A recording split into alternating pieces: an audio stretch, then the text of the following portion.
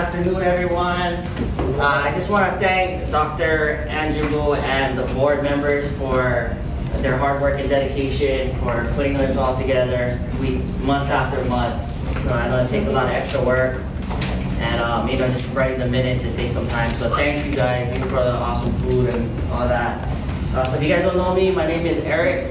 I'm fairly a new ileostomate, and I guess I had it for about 7 months now, and I just thank you guys for welcoming me. I'm one of the newer attendees to this group. But so Joy's been an awesome doula. She's been there for me every step of the way, especially throughout my cancer journey. So even my darkest time, she helped me obtain my medical aid and dying prescription, which has provided me with the ultimate peace of mind, which has enabled me to live my best life despite my prognosis and whatnot. So thank you guys. So you guys, it really takes a special kind of person to play a role in advanced care. So we just want to thank Joy, Katie, Cherry, folks like Cherry, and even Anne. I know Anne is taking care of her elderly mother. And it really takes a special kind of compassionate person, especially in this day and age. So it really is hard work. So she's an expert in the dying process. She can fulfill all of your non-medical needs, spiritually and emotionally. She'll be there for you in your brightest or your darkest times. She's pretty much the angel before you're the angels. She's a mother, wife, dear friend, and end-of-life doula. You guys, I'm pleased to present to you Joy Rodriguez of Burden Lifters.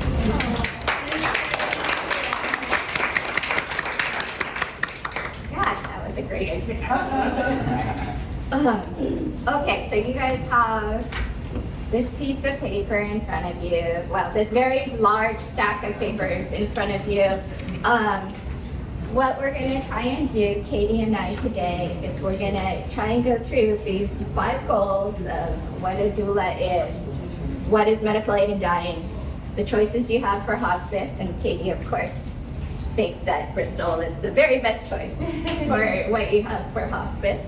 And the fact that you guys have choices in your medical care and that having your affairs in order makes things a lot less messy and traumatic at the end of your life.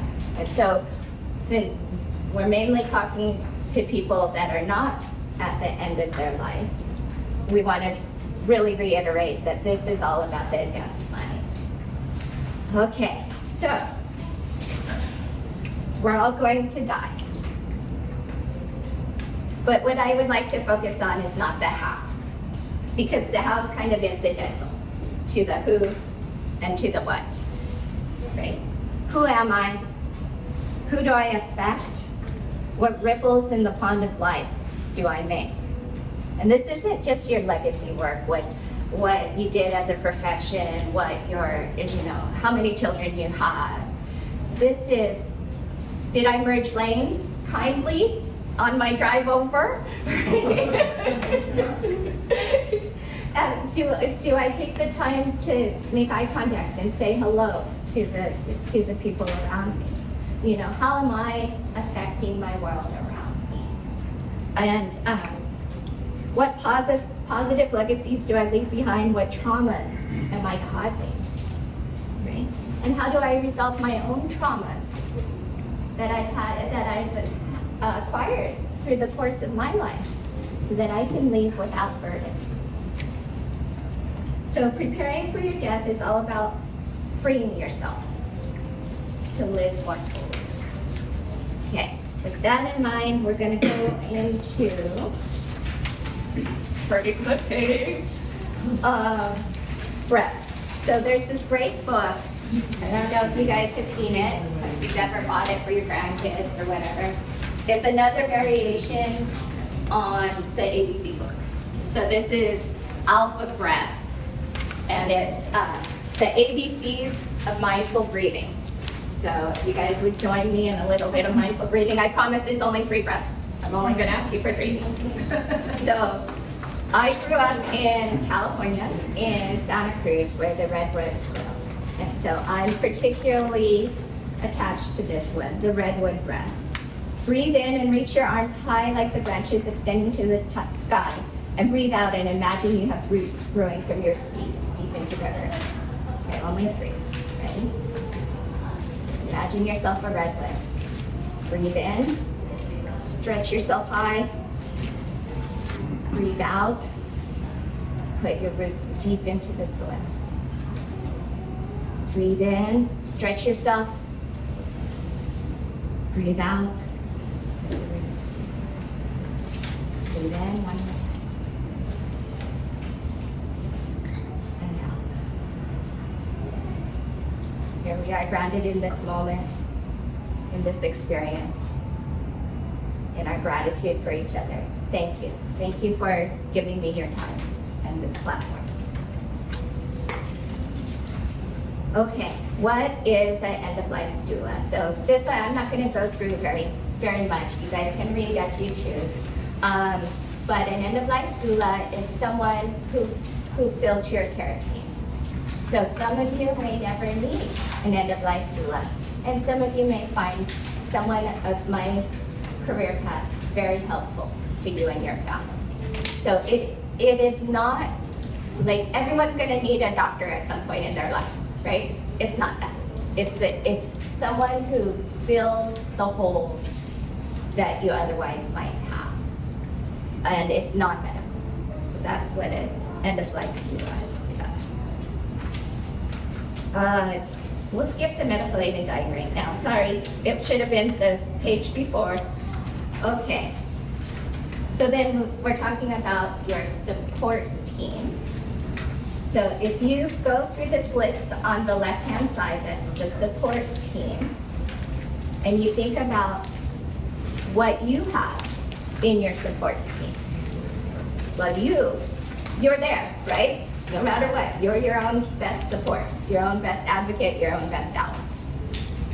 Your spouse, do you have one? Or were you that person for your spouse? Your children, your siblings, do you have those? Are they the support that you're going to need at the end of your life? Or are you going to need to reach out to your extended family, your friend group, your church group, your hobby group, your ostomy group? What's the good fit for you? You are going to have on your team your medical team. If you have to, you're going to have some paid caregivers. And if you have to, you're going to have a foster care team. So do you know what those are going to look like? Is this something that you want to think about when you're in crisis, or is this something you want to think about when you're not in crisis, right? When you can think about it and watch TV when it gets a little too intense to think about it, put it down and pick it back up again. Your hospice team will be there for you. And if you need one, your end-of-life doula will be there for you. So those are also options available. The other thing that we encourage you to think about is the paperwork side of preparing for your death, right? Advance Care Directive, which Katie is going to go through with you. If you guys need a trust or a will, right? These are things that you want to take care of before you're in crisis mode, so that you're not causing trauma to your family, right? The other thing that I would, from my experience as a doula, would add is on that trust and will, there's an addendum called the disposition of remains. This is kind of important to have, or at least to handwrite yourself. If you don't have it in your will, fine. Just handwrite it, sign it yourself. Because here in Hawaii, there's no order of precedence of who is in charge of your body. Like in other states, you say, oh, there's the spouse, and then the adult children, and there's this order of precedence. Here, there's no order of precedence. So you very easily write, my daughter Jane is in charge of my remains, of the disposition of my remains. And you sign it and you date it, and you don't have to think about it anymore. If she can find the piece of paper, right? your list of passwords, your written directive of your wishes, which may be different than your Advance Care Directive because it would add more, right? Your hospice, which hospice, care facilities, if you guys need to start thinking about that for your end-of-life plan, right? Do your research when you can, when you're healthy, when you're strong, and you have the energy to put towards that. So you're not in crisis mode when you're doing it. If you choose to do a willed body program, that's something that you need to set up ahead of time. That cannot be set up towards the end. That takes a while to get on board with. And then your mortuary that you guys want to use and your stated wishes, right? These are all.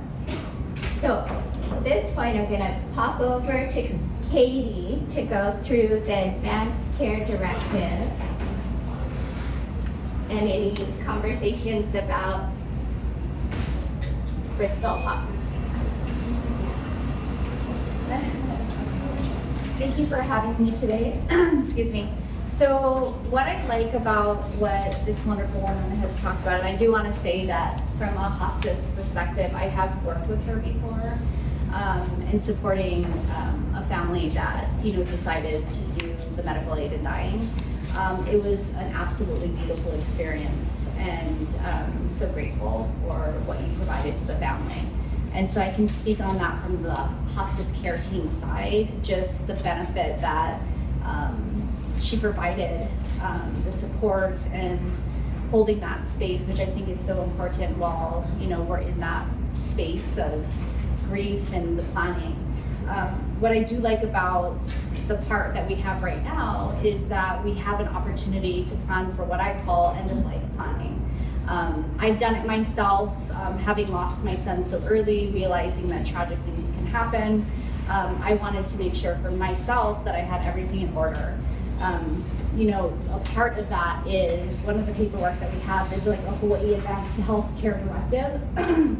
This is a really beautiful form that we can actually forward to someone for payment. Do you guys have emails that you're part of the team? Yeah, so we can forward a copy of the Advance Health Care Directive if those who don't have that. But what this does is it gives you an opportunity to be able to speak your wishes to your family or to your friends, whoever is is going to be your support system at your end of life as far as what you want. So a part of this, so what's really beautiful about this particular form is there's two ways that it can be completed. The first way it can be completed is if by two witnesses, and it could be one family member and a neighbor, or maybe someone from this group.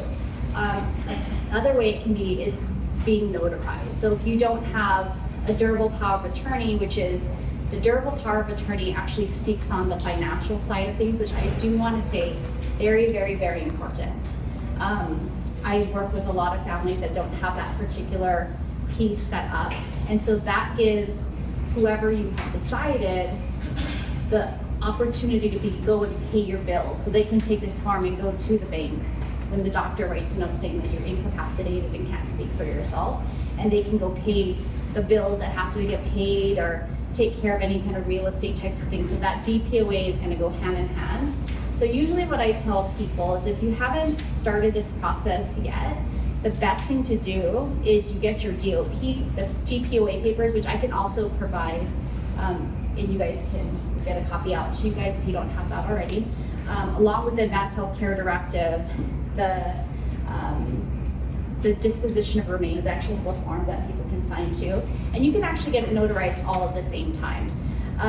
DPOAs do have to get notarized because you're talking about finances and real estate and things like that. So it's a good opportunity to just take all the paperwork at one time and be like, here we go, let's notarize all of this at one time. Makes it simple and easy. There are mobile notaries throughout the island for those who have a little bit of a harder time leaving their home. Maybe they're sick and they really want to get it done. So that's an option that you guys have as well. But in this Advanced Healthcare Directive, which I love, we get to say who our agent is going to be. So the agent is the person who gets to speak on our behalf when we're no longer able to let people know what our wishes are. And then we have a secondary agent if that agent is not able to do so. So we're really able to communicate our wishes. And you can even add, I know for my mom, she has, you know, my dad, my sister, all of us are here as equal. So you can really clearly state out what you want. And then over here, it kind of talks about what's your end of life decision? Do I want to withhold medical treatment that would prolong my life? So do I want to be on a respirator? Do I want to be in the hospital receiving, you know, really heavy medical treatment? Or do I really just want to make sure that, you know, I don't really want to prolong my life. I want to be comfort measures only. So I really want to make sure that I'm pain-free. I want to be able to let nature kind of take its course, wherever spirit leads my body to go, and whatever my journey is. And so that would be something that you can communicate really well on this particular form. And there's other things that are really important to me. So it could even be like, hey, I really want my family to know that this type of music is something I really want to be playing around me. And it can be very special like that. Like, what is important to me? I love flowers around me. I love the smell of plumerias, you know? And so family can really be able to like, oh my gosh, that's right. You know, grandma or myself or auntie really wanted to make sure that they could smell the flowers when they're not able to speak those kinds of things. So it's a really special form, and you can even write out a bunch of other things, attach it to this form, and really communicate your needs. So just a really beautiful form. Once a person doesn't have the capacity though, like, so you're confused, you know, you're not really able to communicate your needs. Unfortunately, if one of these aren't done, then it becomes a little bit harder, and the people who are going to take care of you will likely have to go into a court setting to try to get kind of medical guardianship for you. So to make it easier for the people that are going to care for you, it's easier just to kind of do this form. This form can always be redone, so you're not stuck with something if you're like, oh, maybe I fell out of a relationship with this person, or maybe they passed away, or you know, maybe they moved to the mainland and can no longer do that, or maybe things have changed for you. Like maybe you want to change some things now. You can always void out the form and do a new one. So whatever is the newest form that you signed is the most active form. So please also know that you can change your mind at any time. We have a POLST form. It's called a physician order for life-sustaining treatment. We can send you a copy of that as well, just so you can see what that looks like. So that also will speak to maybe something happens and your heart stops beating, or you know, something like that, you know, things happen. And so when the paramedics come to your house, they like to have that bright green form that's either on the refrigerator, the door, they'll look for that first. And if you're telling the paramedics, hey, I don't want to be resuscitated, I really just want you to let me be, then they will not resuscitate. But if they don't have a form, they're going to automatically resuscitate. So that's also another important form to have. The doctor will have to sign that out for you, but most, you know, PCPs or physicians will gladly sign that form if that's a decision that you want to make. Generally speaking, that happens at end of life. Yes. So it may be more challenging if you do not have a terminal diagnosis to say, hey, I want a POLST form. Because he'll say, well, what if you're choking on a hot dog? Do you really want not to have anyone try and give you CPR? You know, like, whereas if you're at the end of your life, then probably the answer is yeah, no, thank you. You know, if you're looking for a POLST form, yes, if I'm choking on a hot dog and I'm within weeks to die, yeah, I'm okay. I'm okay. Let me choke on my hot dog. You know, whereas nowadays, not so much, right? So generally those POLST forms happen at the end. But the Advance Care Directive, Very important now. Yeah, I would do the DPOA as well. I would say I would include, like, when you think of your Advance Care Directive, I would also think of it with your DPOA, your will, whatever your plan is, because you could easily get that notarized all together and then give copies, like, to whoever. Oh, just want you to know, here's a copy. I have a copy of my mom's. You know, so I know what she needs to do. She actually has I want hospice, I want a death doula. She really speaks to us as far as what she wants, so we can really honor her wishes. And so we really get to just be able to really think about it. What I like about what Joy had said was, when we're not in crisis, we really can pause, take a few deep breaths, and kind of think, hey, what do I want for myself? How do I want to show up at my end of life for my support systems? How do I want to speak? What are the things that I want for myself? And it's an opportunity to sit, reflect. It's not something you just nilly-dilly, like, I'm just going to do this right away. I really take the opportunity to really just be like, how can I hold space for myself? What are the things that I really want? And really be able to communicate the things that you want. And like Joy said, I think what was beautiful is like, okay, if it gets a little bit heavy, take a break, go for a walk, watch some TV, do a crossword puzzle, whatever your thing is, to kind of help bring a little bit of that breathing, maybe those 3 breathing exercises would be great. And then you can always kind of come back to this. So it's just a beautiful opportunity to kind of speak on that. Is it okay for me to talk a little bit about the hospice? So once we're all gonna, like you said, we're all gonna pass away one day and die. I know for myself, I was born and raised in hospice, interestingly enough. Back in the day on Maui, where we didn't have HIPAA, I used to go with my mom. She was a hospice nurse, and I would go trotting along with her, and I would do shows and plays for the patients, cartwheels out the door, and she would be like, oh my gosh, Katie's legs are going throughout the door, and I would sing for the patients. Now we can't do that, there's HIPAA. But I was really raised in this beautiful opportunity to see death and dying. I wasn't scared of it. I never really thought that I was going to get into this work. It was interesting. 5 years ago, my son passed away unexpectedly, and an opportunity arose that the program that I was working with just was not serving me in my grief journey. And so hospice came along. And I remember my mom saying, Katie, are you sure this is something that you can do? And I thought about it. I was like, I don't know. I don't know what that's going to be for me. But I wanted to have an opportunity to hold space for people. And so when I got into the field, it not only healed me, but it was an opportunity to hold space for families and patients. Like for me, I didn't have that because it was so unexpected with my son, but the ability to be able to work with care team members, people like Joy, and just really hold someone's hand and say, how can we help you? And what is it that you need, was such a beautiful opportunity. And so what I can say about our hospice care, and I'll tell you about our palliative program in a little bit, is that what I've noticed with everybody who we work with is we go in there because we want to do the work.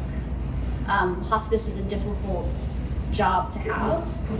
And what I've noticed with everyone, physicians, whether we have a nurse, Charity's an APRN, I actually am in charge of the social worker team and the chaplain team. So we have, we have our nurses, we have our healthcare aides, we have our social workers and our chaplains and our doctors and our APRNs. Everybody is in the field because they want to do the work. And so that is stepping into something very, very beautiful. And I think that that's the part of the care team that we get to work with Joy, who, is really the one in that, like you were talking about, the heavy moments, the dark moments, the beautiful moments, and we're here really trying to lift and support not only you as a patient, but the family members as well. So your family is not going to be left alone, picking up the pieces of this grief. We really continue to hold them and support them. And so that's something that's really important that I love about the program, is not only are we providing for the patient, we're also providing for the families, which is quite beautiful. We do have another wonderful program that we use. It's our palliative care program at hospice. It's through Bristol. It's not a hospice program, so it's for patients who are not end of life. They're not terminal, but they might have a more serious chronic illness. And so that program is through the VA. We have a program through the VA. And we have a program through HMSA as a benefit. And we also have a program through Ohana as well, Healthline. So that program is anywhere from 30 to 90 days. And what's beautiful about that program is you get the exact same team as you would get for a hospice team. But the goal for them is really to make sure that you're getting educated about your illness, families getting educated about their illness, you're getting support with medical supplies, you're getting support with trying to figure out, hey, I'm in a lot of pain, what's happening, coordinating with the doctor. So a lot of coordination and just an extra layer. I always look at it as an extra layer of support. So we come over and we kind of lift up and kind of coordinate all that work. And you can still do your treatment, you can still go to the doctor. And so it's just a really beautiful program to really offer support for people in the community. And it's lovely. We have our AIM program as well. It's an advanced illness management program. So we have 3 programs with Bristol. And that's also another program that you don't have to be a terminal diagnosis, but leading up to additional support. And we have APRNs who go in and visit in the home. So all of this is in home. So you're not having to go anywhere special. We get to come to you. You don't have to make those doctor's appointments. And a part of that is just really that comfort care that we really want to make sure in all the programs. Really want to make sure that you guys are comfortable, you're pain free, how can we support you? And we actually help families do the end of life forms. So even if you come to a point where you're like, it's so hard for me, because I have families who are just like, if I fill this out, I feel like I'm putting it in motion. Like some people feel like that. That means that I'm saying, okay, I'm ready. And so maybe they don't have those forms filled out because it's just too scary for some people to fill out, and that's okay. But that's where we're gonna come in and be like, hey, let's talk a little bit about what makes that so scary. And we're here to help you, we understand.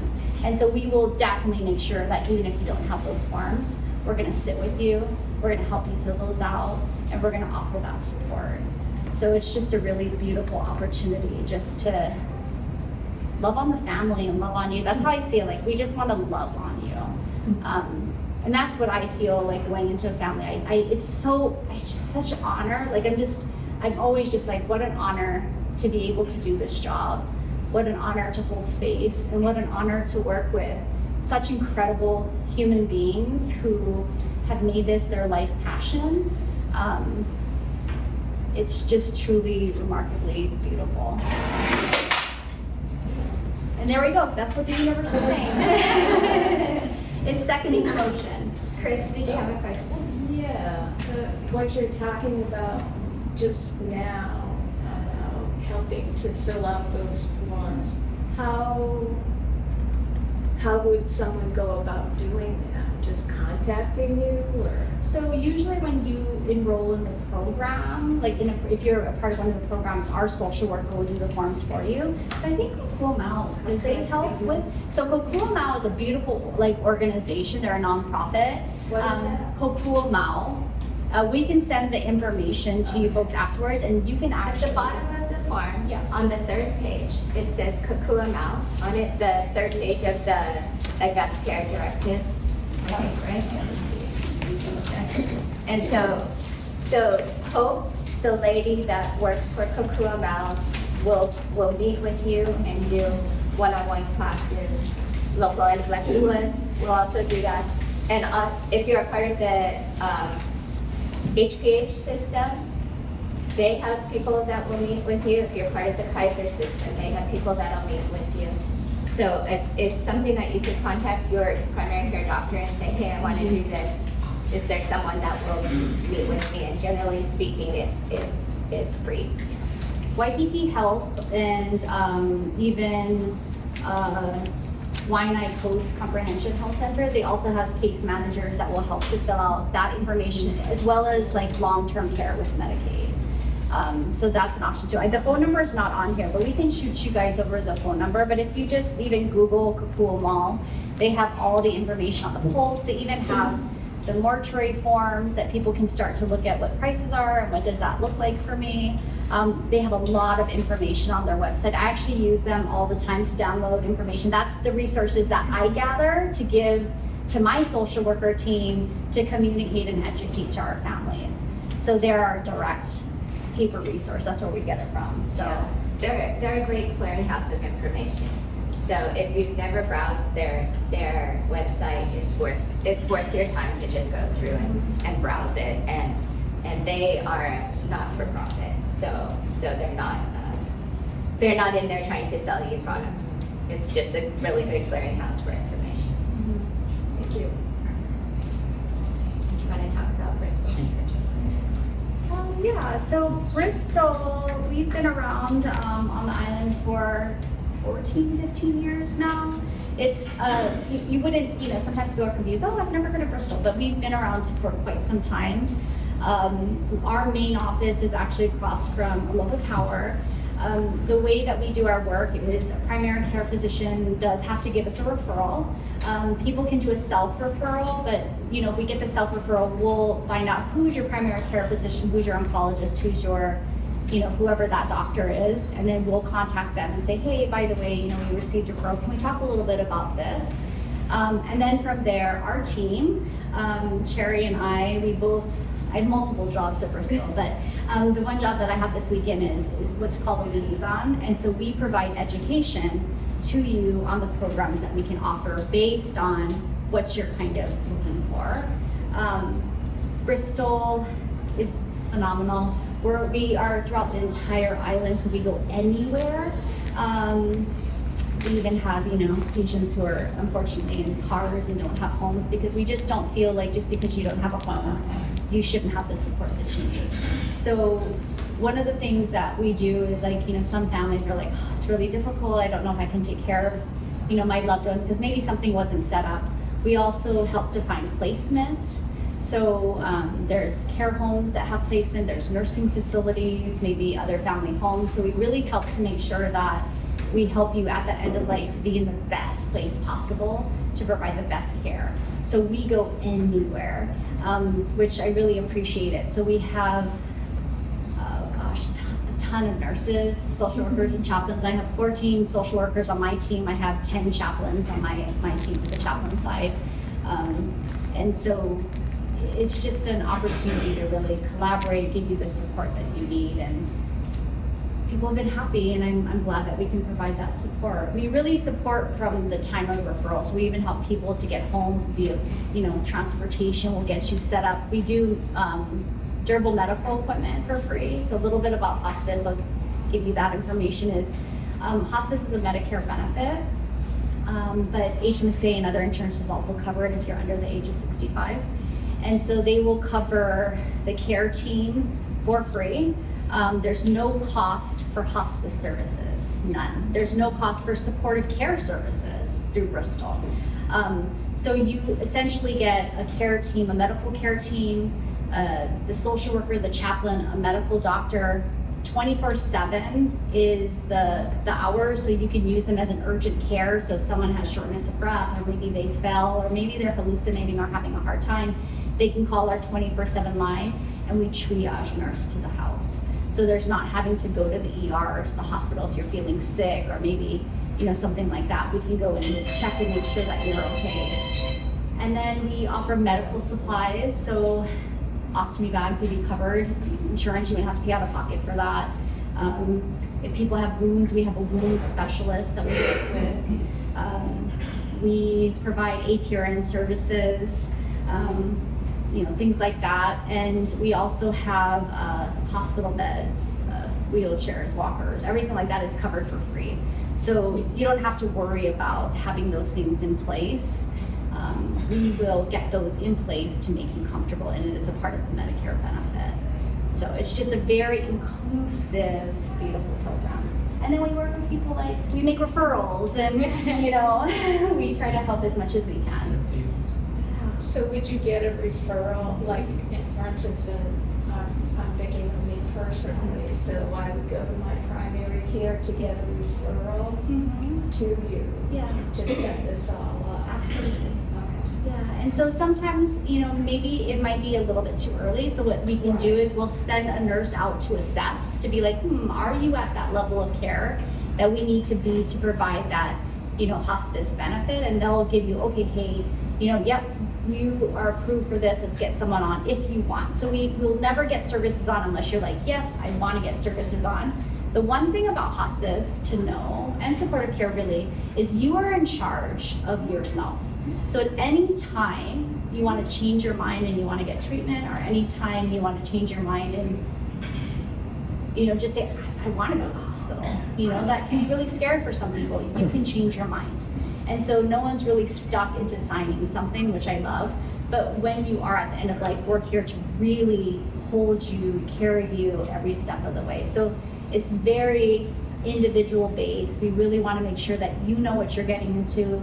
We don't want to pressure anybody into it. But yeah, just talk to your doctors, have that conversation. They might say, I don't think it's time yet, or yeah, let's try it. Let's see what that works like. And then they would just send a referral to us, and then we would take it from there. You're saying like we should prepare for this before it becomes a situation, right? So there's 5 hospices on the island. And this is your consumer right to decide, just as much as your consumer right to decide if you're going to Strong or Queens, which one of those 5 best fit your needs. Right? And so that is a decision that you guys should think about, research. There's certain strengths to different hospices. Right. One of the best, Bristol is great. I would, for myself, for my husband, for my parents, if my parents were here, I would choose Bristol. But if one of the things that you are looking for is respite care for a long-term illness, that's not something that Bristol provides. If one of the things that you're looking for is to have someone mix your medications for you if you decide to use medical aid in dying, that's not something Bristol provides. What Bristol does really, really, really well, from my experience, and I don't work for Bristol, so I don't get a cut from this, is staffing. It's what? Staffing. So when you call because you're in pain, and you're uncomfortable, and you want the nurse to come, Bristol's nurses show up fast. And so that is something, to win, is when you're making your research to the different, because there's 5, and I'm telling you, there are really great things about all 5. There's really great things about all 5, and I couldn't bash any one of them. But when you're making your decisions, you need to decide what are the really important things to you. And so then, because when you're in that crisis mode, when they're saying to you, okay, it's time to discharge from the hospital, you're going to need to discharge with hospice. They're going to say, and I choose Bristol for you, is that fine? And if it's fine, then great, right? I choose Islands for you, is that fine? I choose St. Francis for you, is that fine? I choose Navient for you, is that fine? That doctor is going to have that power. They're going to phrase it pretty much like that, right? Is it okay with you if I call Bristol? Yeah. I think it's time to have a conversation with the intake coordinator. Is it okay if I call Bristol? So this is going to be phrased like that, but this is your consumer decision. So do your research. Listen to Katie. But I would definitely say, I've gone into education meetings when a family's like, I actually want to talk to everyone and see what they have to offer. We do this all the time. So, okay, when can I come in? So I might come in after St. Francis. So the 5 hospices that we have on island, we have Bristol, we have Islands Hospice, we have Navient Hospice, we have St. Francis, and we have Ola. So all 5 hospices provide the same level of care. They're here to do the end of life, support. And so at any point, like she was saying, very important that you guys know, you're informed to know, what is it that I have?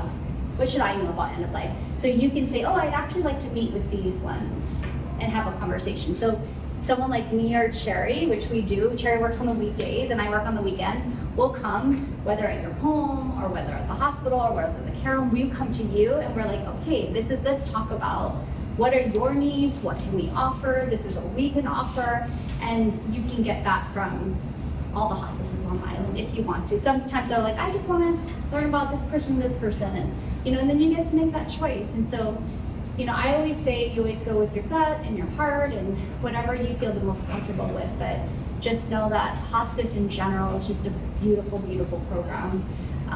They will all collaborate with Joy or Adaptive if that's what you choose. And we're just really here. We're all in this field because we have this passion to fill that space. So, Can you explain again what a doula is? Sure. It's someone like me who is non-medical holistic support. So I am not covered by insurance, and I provide assistance, kind of like an ombudsman or a coach, filling in the different spaces.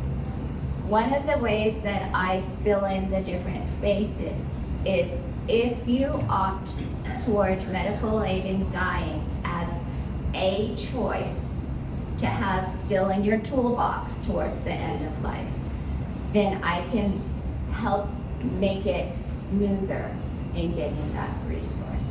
And also at the time that if you chose to ingest life-ending medication, I can be there with your family so that that burden of the preparation and everything else is not something that's held by your family. It's something that you guys have passed on to someone else. But yep, non-medical care support. And so I do have one of those sheets of paper is what is an end-of-life doula, and it's very similar to a birth doula in that it's just caring for you and your family.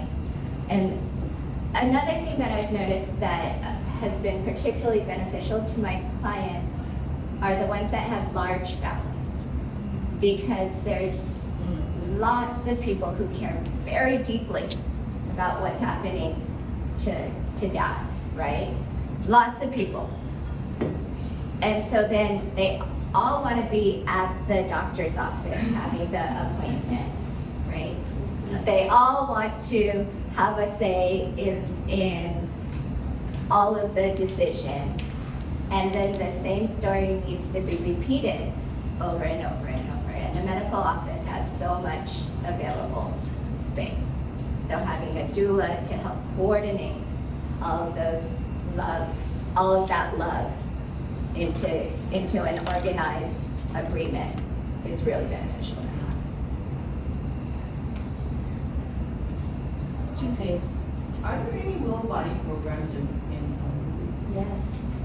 Yes. Can you tell me what they are? Yes, the UH Body Will program would definitely be the one that I would recommend as number My one. aunt, a letter saying they. They're taking back now. So so last year. So if she has a card. Yep, just call them back. So what you would do is, one, for people who are interested in body donor, UH Body Will would be the one that I would recommend. I would actually just recommend them. And so you would call them to set up, they'd fill out paperwork, you could set that up with them. For those who already are registered with the Body Will program, last year, during COVID, they actually put a hold on accepting body donations, even for those who had been registered for 20-something years. And so, so what you can do now, just call them back up. Just be like, hey, by the way, I just want to make sure that you have, Still alive? I want to make sure that my address is still on file, I have the name, and they'll be like, thank you so much. So, So you just have to call them and let them know? Yes. Because I sent them an email because I know who they are. My aunt. Yeah, she's 99.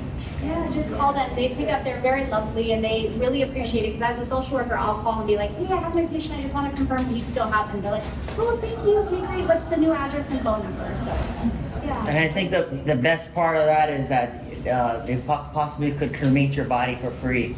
Yeah, they did. Well, my friend's father, Yeah. he was family, she said that's why into that about it, and she said they were great. They came to the house, they took care of everything, and then gave them the bottle of injections. Or you don't have to, but. And speaking about great, my dad was on Bristol Hospice, and they are wonderful. And if you go to your doctor, maybe not for you, or maybe for someone else, like I have for others, and you ask for hospice referral, they will probably refer you to one that they might have a relationship with, but know that you have a right to say you don't want to offer referral. And do your research, but from my experience, I have current loved one on Bristol Hospice. They are wonderful. Yeah. Thank you for that. Is that UH program, is that called Silent Teacher?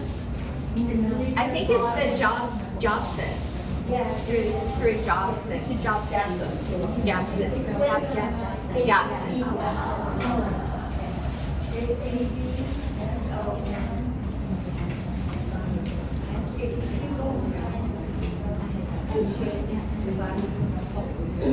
Yes, Virginia. I've just got a question.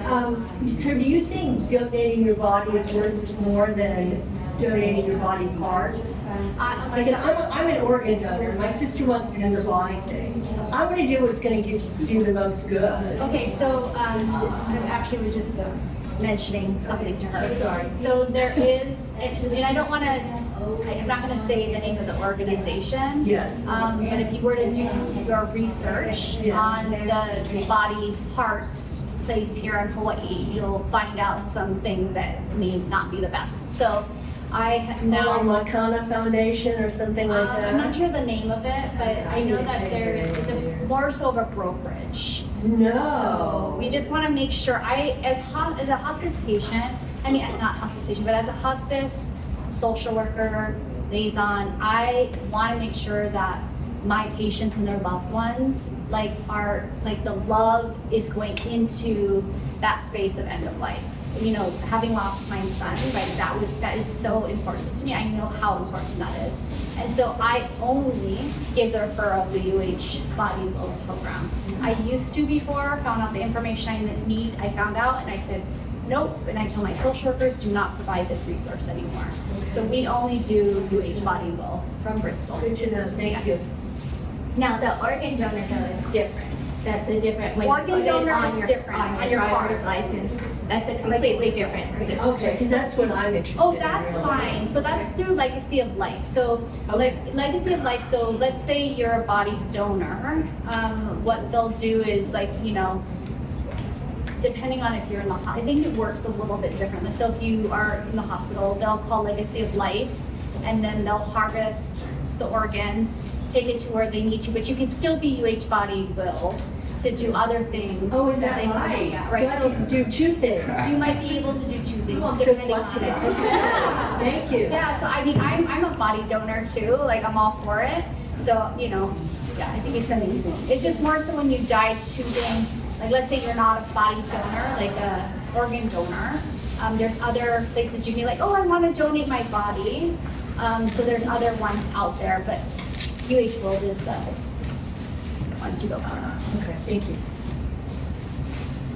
Any other questions? Okay. My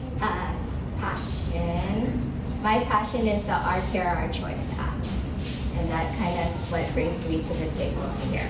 So in 2019, the Hawaii State Legislature passed an act that allows us to utilize medical aid in dying if we meet the criteria.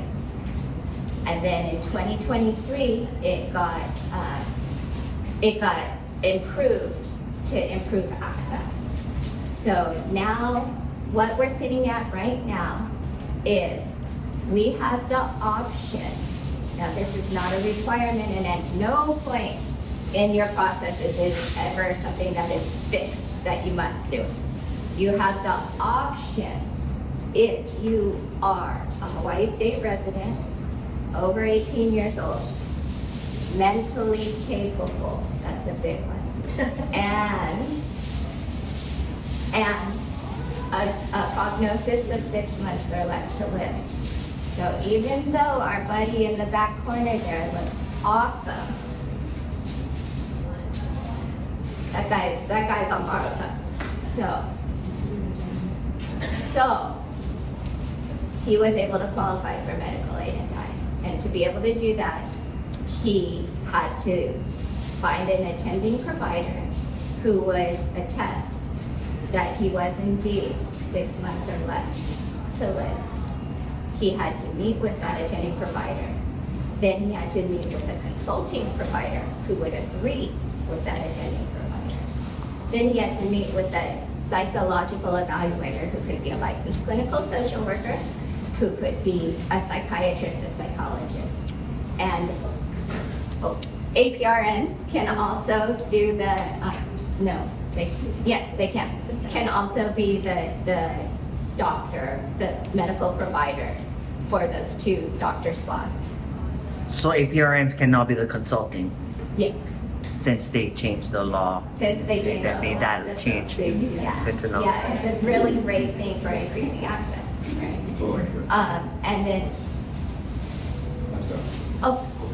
And then, so you have to meet with these 3 providers. You have to have a written request for life-ending medication. You then have to turn that in, and there's another 48-hour wait. And then you can request the medication for another visit with that attending provider. And then they can put it over to the pharmacy. You can pay for it. It's not currently something that's covered under your insurance. You can try and get it back from your insurance company, but you have to do that upfront cost.